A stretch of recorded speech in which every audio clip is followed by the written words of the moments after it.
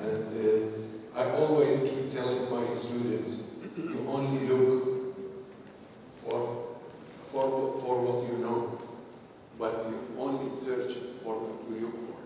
You only see what you look for, and you always look for what you know. So it's actually having the condition in your mind is the step one, and then the investigation.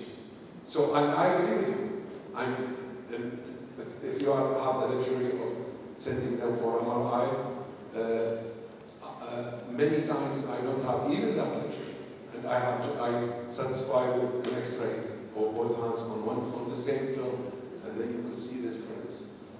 So actually, and I would say at least the references that I was trying to quote in my presentation, they underestimated probably what the value of MRI in such patients. I agree about bone edema that you mentioned, but probably still scintigraphy is much more informative in these patients. But thank you, really thank you for this.